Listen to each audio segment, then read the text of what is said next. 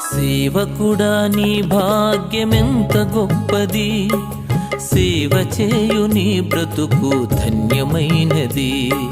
సేవకుడా నీ భాగ్యమెంత గొప్పది, సేవ చేయు నీ బ్రతుకు ధన్యమైనది. బలవంతుడుగా ఉండుమా, క్రీస్తు యేసు కృపతో నిండుమా. ప్రభునందు ప్రియులారా, తిమోతి మొదటి పత్రిక 1వ అధ్యాయము మొదటి నుంచి కొన్ని వచనాలు మనం చదువుకున్నాం. తిమోతి నీ గురించి పౌలు వ్రాస్తూ తనను గురించి తాను కూడా పరిచయం చేసుకున్నాడు. మొదటి 2 వచనాలు పౌలు యొక్క పరిచయం. గత వారం కూడా మనం జ్ఞాపకం చేసుకున్నాం. ఈ వారంలో కూడా పౌలు యొక్క పరిచయాన్నే మనం జ్ఞాపకం చేసుకుంటున్నాం. పౌలు తన గురించి ఏవని పరిచయం చేసుకుంటూ ఉన్నాడంటే, క్రీస్తు యేసు యొక్క ఆజ్ఞ ప్రకారము క్రీస్తు యేసు యొక్క అపోస్తలుడైన పౌలు అని చెప్తున్నాడు. అంటే పౌలు ఎలా అపోస్తలుడయ్యాడు అనే మాట మనం జ్ఞాపకం చేసుకున్నట్లయితే, మొదటిగా యేసుక్రీస్తు యొక్క ఆజ్ఞ ప్రకారము అన్నాడు. By commandment of Jesus Christ. యేసుక్రీస్తు ఆజ్ఞాపించాడు ఏమని? నీవు అపోస్తలుడు అవ్వాలి అని. కాబట్టి ప్రభు యొక్క ఆజ్ఞ ప్రకారము మొదటిగా అతడు ఏమయ్యాడు? అపోస్తలుడయ్యాడు. నిజముగా అపోస్తలుడు అవ్వాలంటే దేవుని యొక్క పిలుపు, కమెండేషన్ ఉండాలి. దేవుని యొక్క పిలుపు లేకుండా మనము అపోస్తలులుగా ఉండటానికి వీలు కాదు. అంత మాత్రమే కాదు, ఆయన అపోస్తలుడుగా అపోస్తలుడు అవ్వటానికి మొదటి కారణం యేసుక్రీస్తు యొక్క ఆజ్ఞ ప్రకారం అన్నాడు. దేవుని యొక్క ఆజ్ఞను బట్టి అపోస్తలుడయ్యాడు. రెండవది 2వ తిమోతి పత్రిక మనం చూస్తే మొదటి అధ్యాయం మొదటి వచనం చదువుదాం. దేవుని చిత్తము వలన క్రీస్తు యేసు అపోస్తలుడైన పౌలు అన్నాడు. రెండవది ఎలా అపోస్తలుడయ్యాడు? దేవుని చిత్తం. అది ఒక వ్యక్తిలో ఈ 2 చాలా ప్రాముఖ్యమైనవి. దేవుని సేవ జరిగించుట కొరకు పంపబడినవాడు అపోస్తలుడు. అంటే మనందరికీ తెలుసు ఎవరు పంపబడిన వాడు అని. యేసుక్రీస్తు ప్రభువు కూడా ఆయన అపోస్తలుడే, పేతురు కూడా అపోస్తలుడే, పౌలు కూడా అపోస్తలుడే. ఈ రీతిగా ప్రభువు ఉన్న కాలములో ఆయన శిష్యులందరినీ కూడా అపోస్తలులు అని పిలిచారు. అనగా వారందరూ కూడా పంపబడిన వారు. దేని కొరకు? సువార్త ప్రకటన కొరకు పంపబడ్డారు.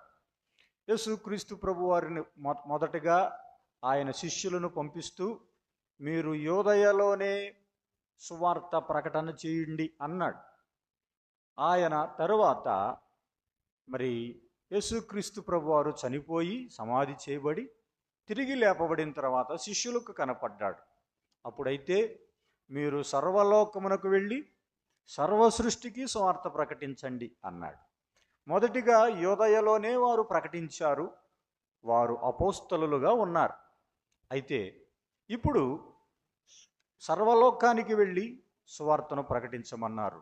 అనగా ఇప్పుడు సర్వలోకములో వారు, సర్వలోకానికి వారు పంపబడిన వారుగా ఉన్నారు అని మాట చూస్తున్నాం. అయితే ప్రియులారా, ఒక వ్యక్తి, మనం చూస్తున్నటువంటి ఈ అపోస్తలుడైన పౌలు తన గురించి తాను మొదటిగా యేసుక్రీస్తు యొక్క ఆజ్ఞ ప్రకారము నేనేమయ్యానన్నాడు? అపోస్తలుడయ్యాను అన్నాడు. By commandment. యేసుక్రీస్తు ఆజ్ఞాపించాడు ఏమని? నీవు అపోస్తలుడు అవ్వాలి అని పౌలుకు ఆజ్ఞాపించిన ప్రకారము పౌలు అపోస్తలుడయ్యాడు అనే మాట మనం చూస్తున్నాం. ప్రియులారా, సంఘాలలో కూడా దేవుడు ఏం చేశాడంటే కొందరిని అపోస్తలులను, కొందరిని ప్రవక్తలను, కొందరిని బోధకులుగాను, కొందరిని అద్భుతాలు చేసేవారుగాను, కొందరిని ఉపదేశాలు చేసేవారుగాను, కొందరిని స్వస్థపరిచేవారుగాను, కొందరిని భాషలకు అర్థాలు చెప్పేవారిని గాను రకరకాలుగా దేవుడు నియమించను అన్నాడు. అంటే అపోస్తలను దేవుడు ఏం చేస్తాడంట? నియమిస్తాడు అన్నాడు. దేవుడు సంఘములో ఒక్కొక్కరిని ఆయనే నియమిస్తాడు. బోధకుల ఆయనే నియమిస్తాడు, ఉపదేశకుల ఆయనే నియమిస్తాడు, ప్రవచనాలు చెప్పేవారా ఆయనే నియమిస్తాడు అన్నాడు. అయితే పంపబడిన వారు అనగా దైవ సేవకులుగా పిలువబడుతున్నటువంటి వారిని పంపబడిన వారు అని మనం పిలుస్తూ ఉంటాం.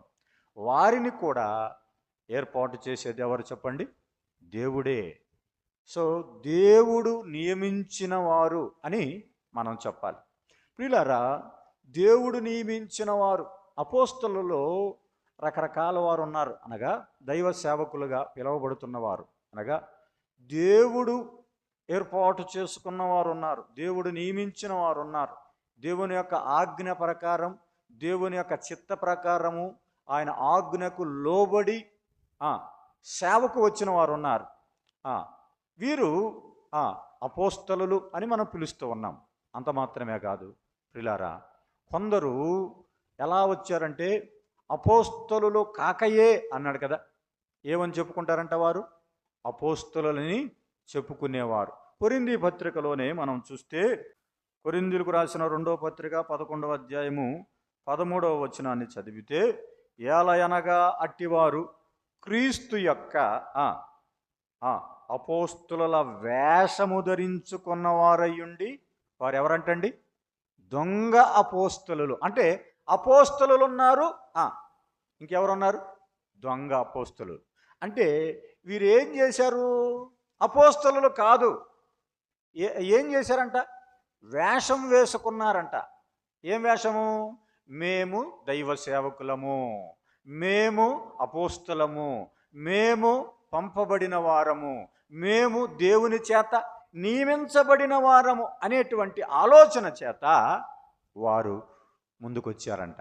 పిల్లారా, ఇలాంటి వారిని ఏమని పిలిచాడండి? దొంగ అపోస్తలులు.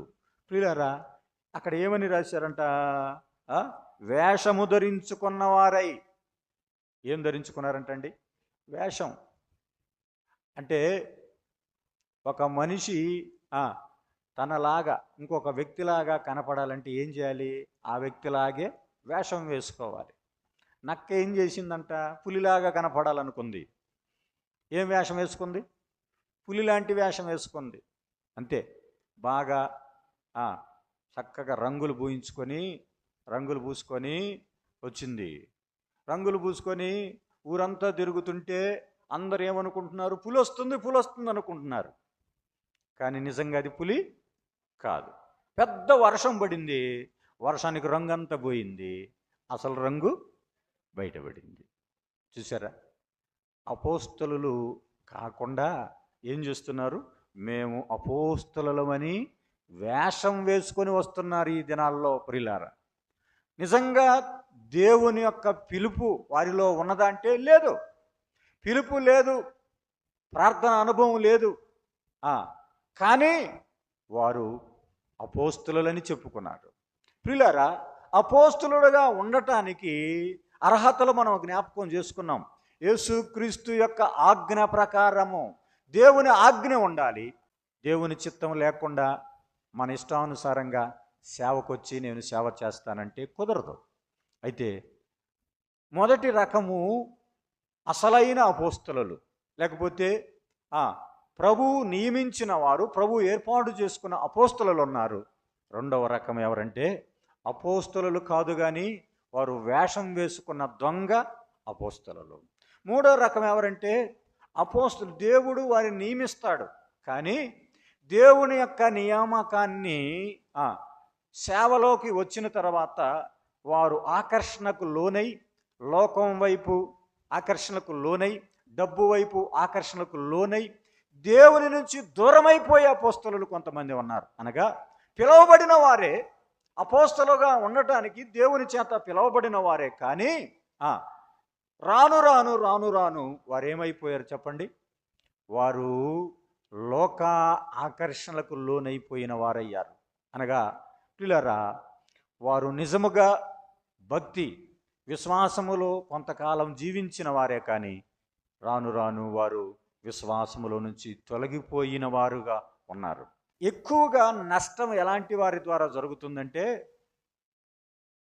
ఇలాంటి వారి ద్వారానే నష్టం జరుగుతుంది. ఎవరికి?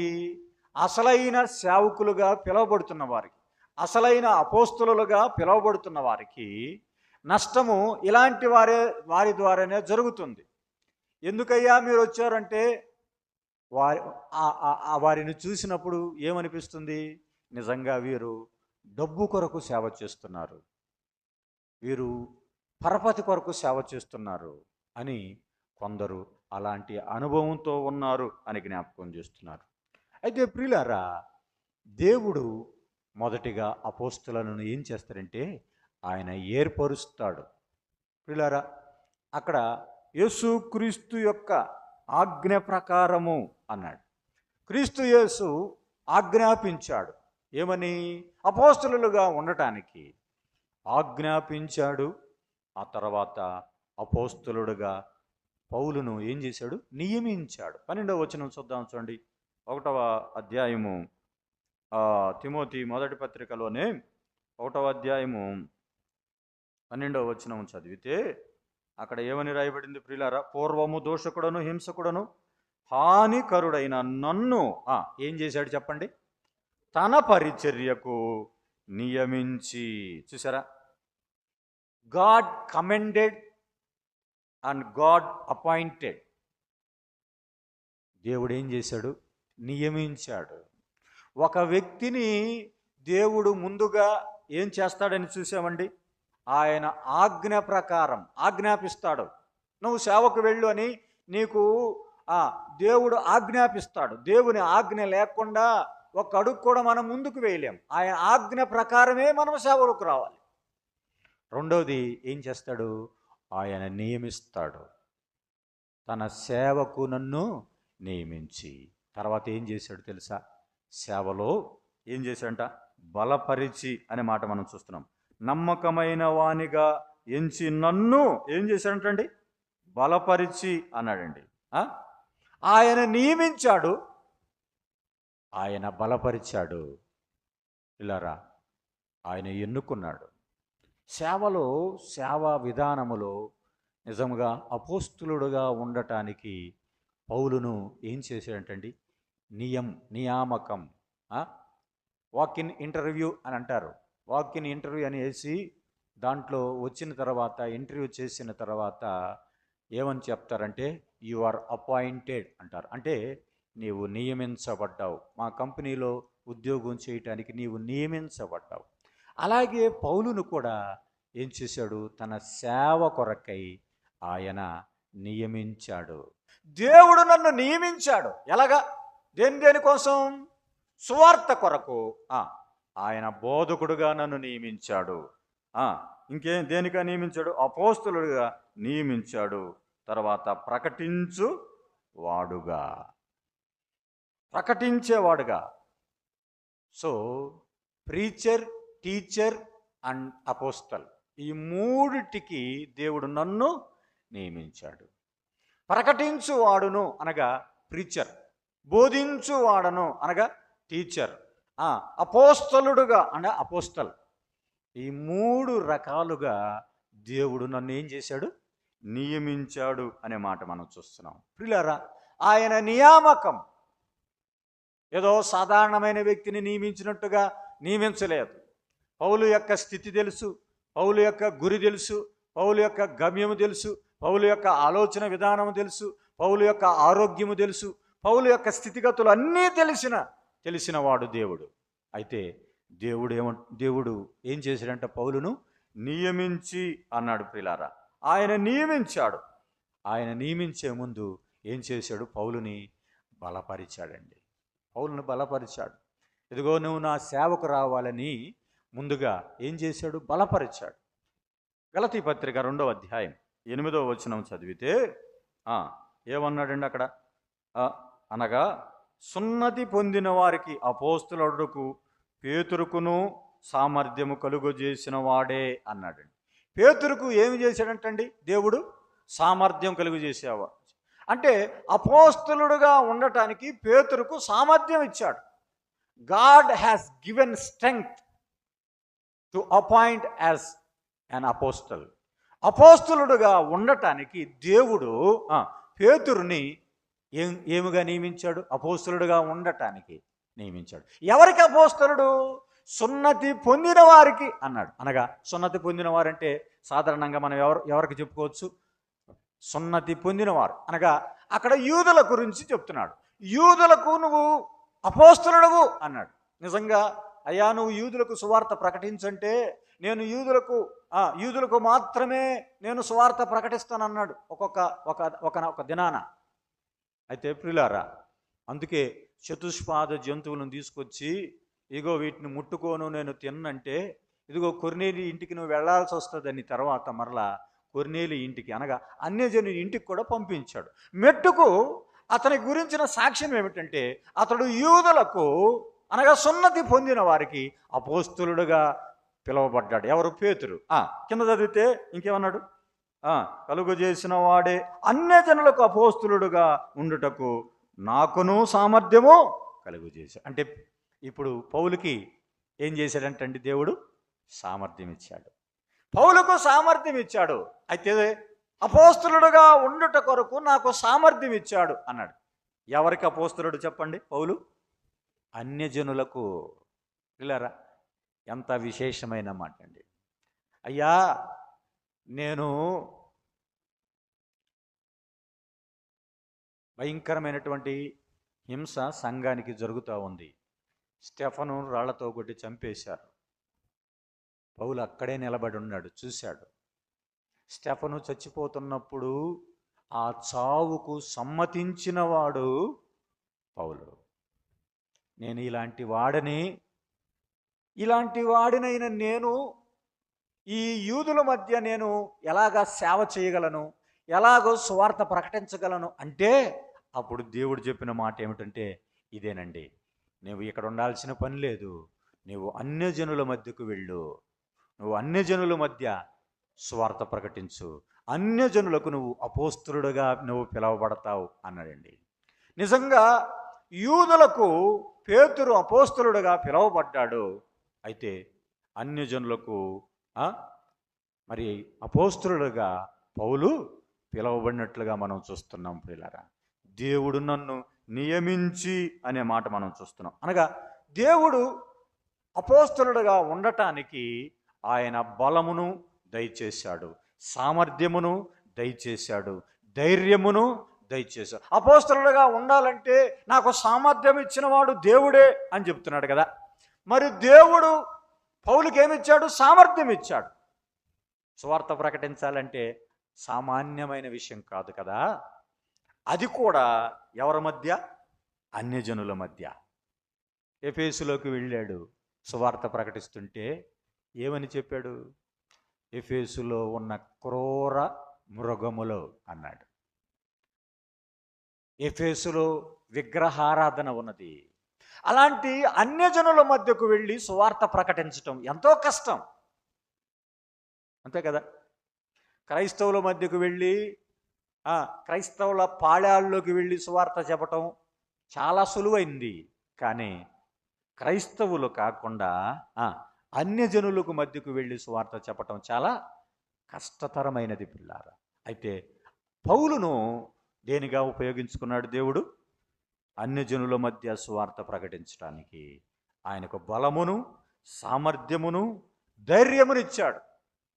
అవును, అంటే ఒక అపోస్తలుడుగా ఉండాలి అంటే అపోస్తలుడికి ఏం కావాలంటే ధైర్యం కావాలి. ఎక్కడికైనా వెళ్ళాలంటే ధైర్యం కావాలి.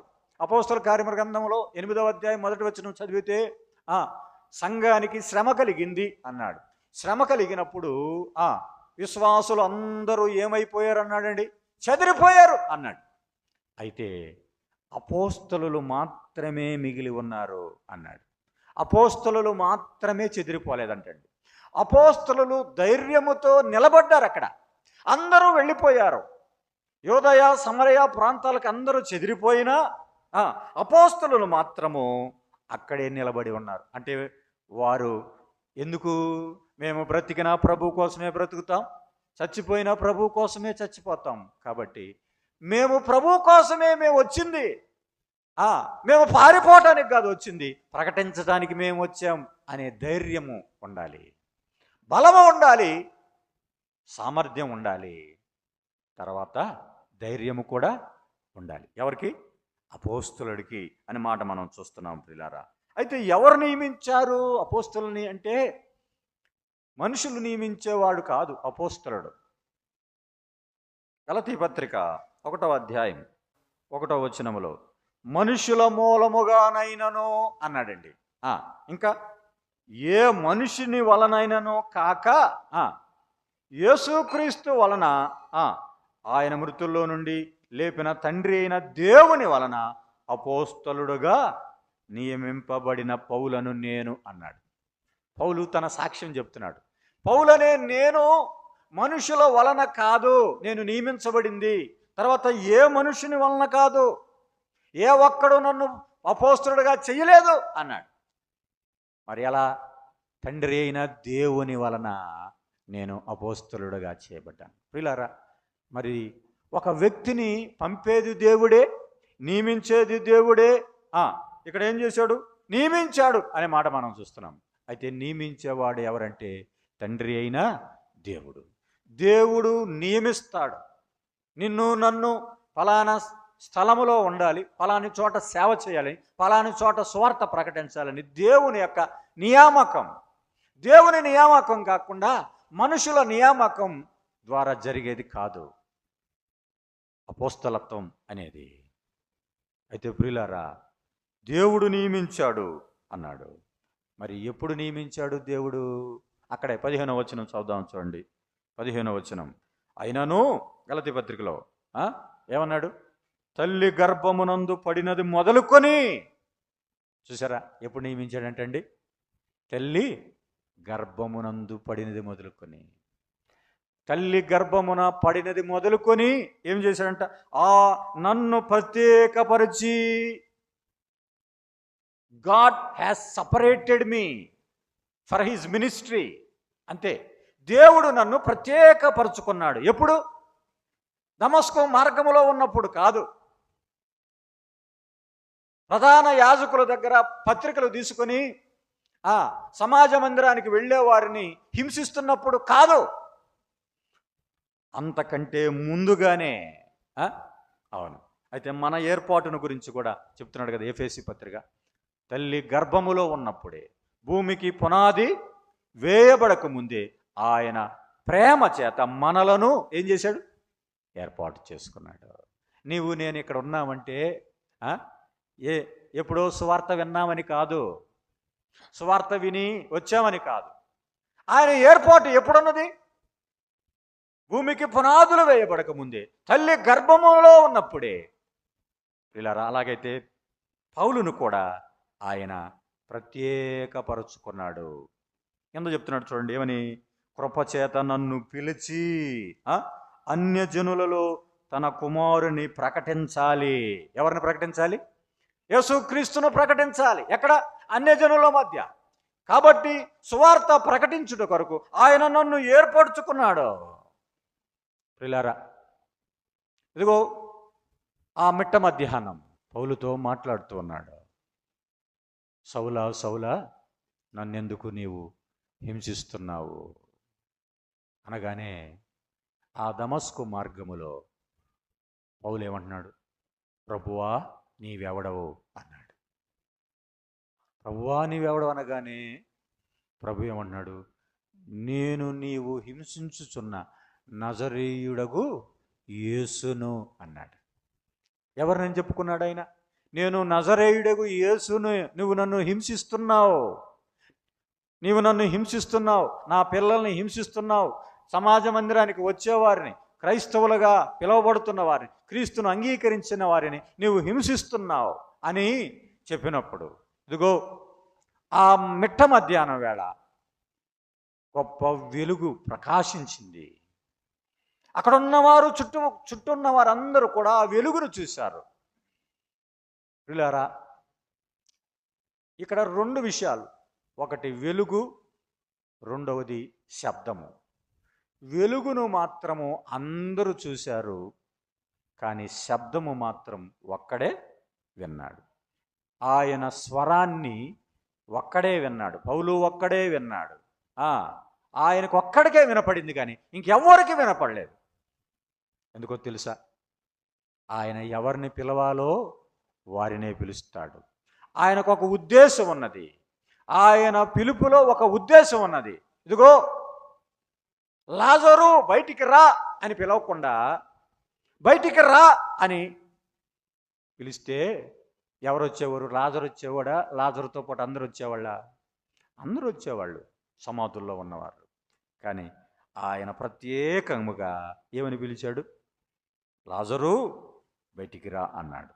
అదే స్వరము ఇప్పుడు క్రీస్తు యేసు యొక్క స్వరము వినబడుచున్నది. ఆ స్వరాన్ని ఆ పౌలు విన్నాడు. ఆయన స్వరాన్ని విని విధేయుడయ్యాడు. అయ్యా, నేను ఎక్కడికి వెళ్ళాలి అనగానే, ఇదిగో అననీయ అనే ఒక మనుషుడు ఉన్నాడు, అతని ఇంటికి వెళ్ళు అన్నాడు. అతని కొరకు ప్రార్థన చేశాడు.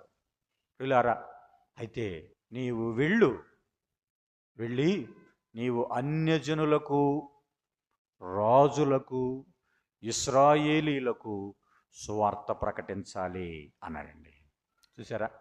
ఈ మూడు విషయాలు పౌలుకు చెప్పాడు. మొట్టమొదట అన్యజనులకు అపోస్తలుడుగా అన్నాడు. నీవు రాజుల ఎదుట నువ్వు నిలబడబోతున్నావు, నీవు ఇశ్రాయేలు ప్రజల ఎదుట నువ్వు నిలబడబోతున్నావు.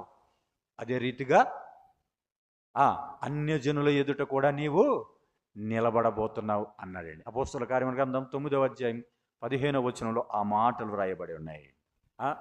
అంటూ అక్కడ ఏమన్నాడు? ఇతడు నా నామము భరించుటకు నేను ఏర్పరచుకున్న సాధనమై ఉన్నాడు. He's an instrument to bear my name.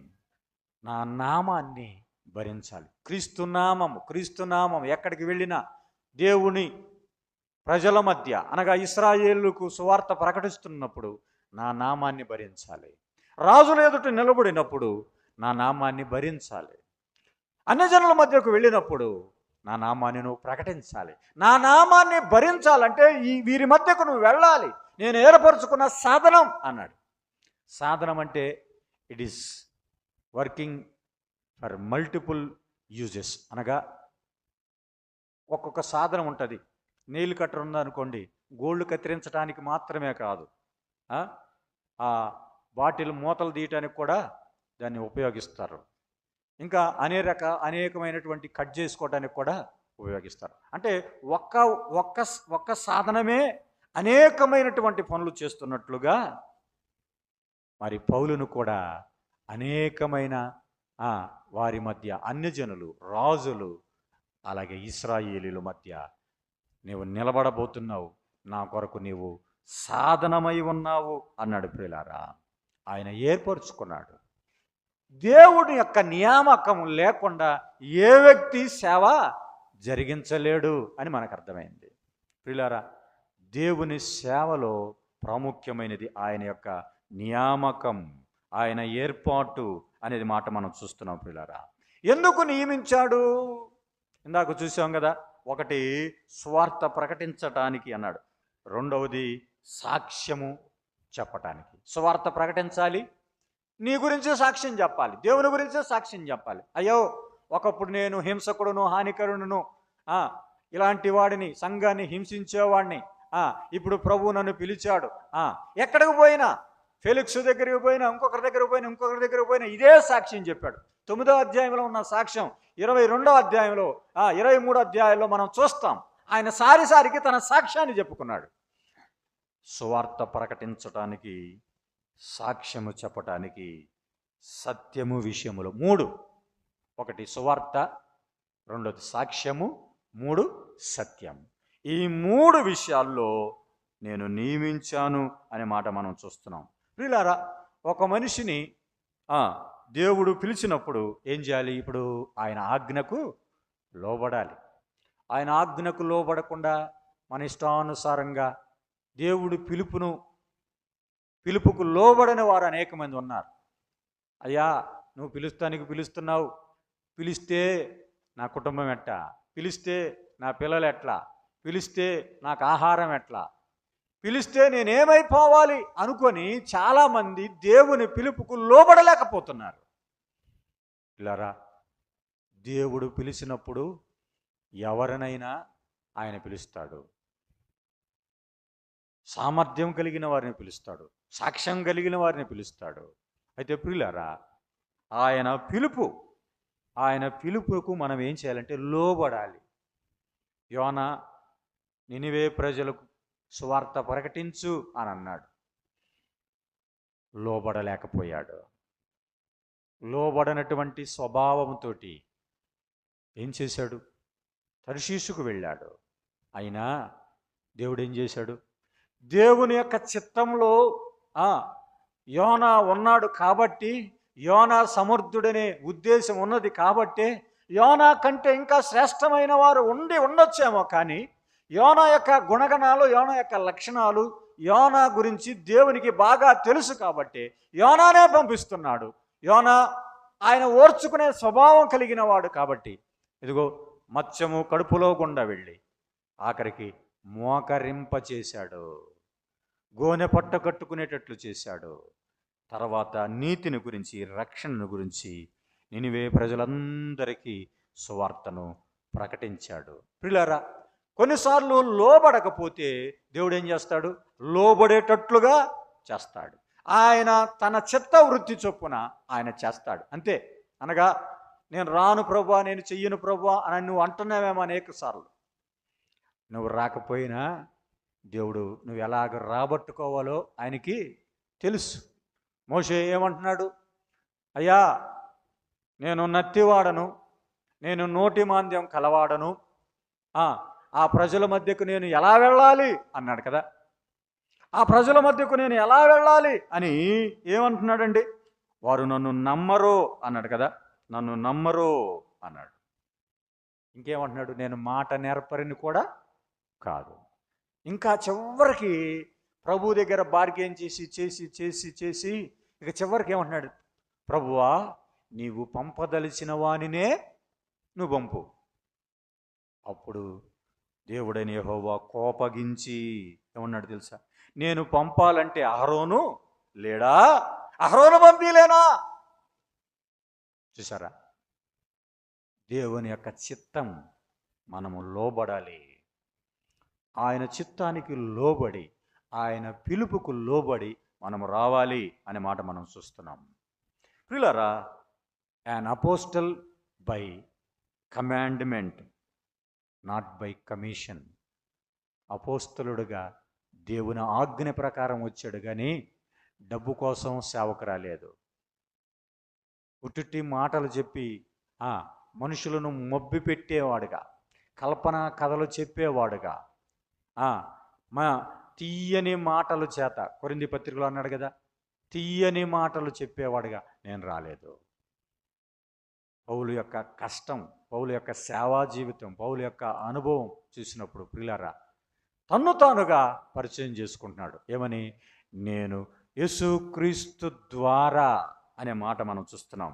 ఆజ్ఞ ప్రకారము అనే మాట మనం చూస్తున్నాం.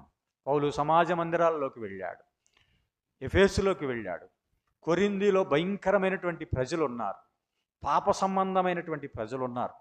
అలాంటి వారి మధ్యకు వెళ్ళి సువార్తను ప్రకటించాడు. ప్రియులారా, ఆయన తిండి కోసం సేవకు రాలేదు, భోజనాల కోసం సేవకు రాలేదు, డబ్బు కోసం సేవకు రాలేదు, బట్టల కోసం సేవకు రాలేదు, ఆస్తిపాస్తులు సంపాదించుకోవటం కోసం సేవకు రాలేదండి. ప్రభు యొక్క దర్శనం తేటగా ఎరిగినవాడు కాబట్టి, ప్రభువు మాట్లాడాడు కాబట్టి, ఇదిగో నీవు అన్యజనుల మధ్యకు వెళ్ళి నువ్వు సువార్త ప్రకటించాలి, నా నామం భరించడానికి నువ్వు ఎన్ని శ్రమలు పడాలో నేను నీకు చూపించబోతున్నాను అన్నప్పుడు ఆ పిలుపుకు లోబడి, ఇలారా, ఒకసారి చొక్కా పట్టుకొని ఈడ్చి ఊరి బయట పడేసినా కూడా దులుపుకొని వచ్చాడండి. అంత గొప్ప సేవ లక్షణాలు కలిగిన వాడు. ప్రియులారా, నిజముగా ఒక అపోస్తలుడుగా తన యొక్క సాక్ష్యాన్ని మనం చూస్తున్నాం. ప్రియులారా, క్రీస్తు యేసు యొక్క ఆజ్ఞ ప్రకారము క్రీస్తు యేసు యొక్క అపోస్తలుడైన పౌలు, నేనెవరిని? అపోస్తలుడను అని తన గురించి సాక్ష్యం చెప్పాడు. అయితే మన ప్రభువైన యేసుక్రీస్తు వారు కూడా, ఆయన కూడా ఎవరండి? ఆయన అపోస్తలుడు. ఆయన పంపబడ్డాడు, తండ్రి చేత పంపబడ్డాడు. తండ్రి అప్పగించిన పనిని నెరవేర్చాడు. తండ్రి అప్పగించిన పని నెరవేర్చి చివరికి అప్పగించిన పనిని, ఇదిగో ప్రభువా నీవు అప్పగించావు, ఈ పని నేను నెరవేర్చానని మరలా తిరిగి రిపోర్ట్ అంతా సబ్మిట్ చేశాడు, తండ్రికి వెళ్ళిపోయాడు. ప్రియులారా, అపోస్తలుడుగా ఆయన బాధ్యతను నెరవేర్చాడు. నీవు నేను కూడా పంపబడిన వారమే. స్వార్థ ప్రకటన కొరకు పంపబడ్డావా మనం? అయితే నీ బాధ్యత, నా బాధ్యత ఎలా ఉన్నది? పౌలు తన బాధ్యత నెరవేర్చుకున్నాడు. ఇదిగో నేను పానార్పణముగా పోయబడుచున్నాను అని పానార్పణముగా పోయబడి, ఇదిగో ఆయన నేను మంచి పోరాటము పోరాడని మంచి పోరాటం పోరాడి ఆయన కూడా వెళ్ళిపోయాడు. ఒక్కొక్కరు వారి వారి వరసల్లో దేవుడు పంపిస్తున్నాడు. ఈ సమయం మంది, నిన్ను నన్ను పంపించాడు. నీవు ప్రభు కొరకు నిలబడతావా? పౌలులాగా నిలబడతావా? పౌలులాగా పంపబడ్డావు. అన్ని జనుల మధ్యకు వెళతావా? సువార్త ప్రకటిస్తావా? నామం కొరకు, ఆ నామం కొరకు శ్రమలు అనుభవిస్తావా? పౌలులాగా ధైర్యముగా సువార్త ప్రకటించగలవా? పౌలులాగా ఇదిగో ఆ 27వ అధ్యాయం అపోస్తలుల కార్యం 28వ అధ్యాయంలో మనం చూస్తే కైసరు ఎదుట నిలబడ్డాడు ధైర్యంతో. కైసరు ఇంటి వారికి స్వార్థ చెప్పాడు. కైసరు ఇంటి వారిని మార్చాడు. ఎంత గొప్ప ధైర్యం అండి! రాజుల ఎదుట నిలబడ్డాడు. ఎంత ధైర్యం అండి! నీవు కూడా అలా నిలబడతావా? మరి అలాగా ప్రభువు మనకు ఇస్తున్నటువంటి సామర్థ్యము, బలము, మరి అలాగా ప్రభువు మనకు ఇంకా రానున్న దినాల్లో ఇచ్చి ప్రభు పనిలో మనల్ని వాడబడినట్లుగా చేయాలని, మనం అలాంటిగా ఉండటానికి ప్రభు సహాయం చేయనుగా ప్రార్థన చేసుకుందాం.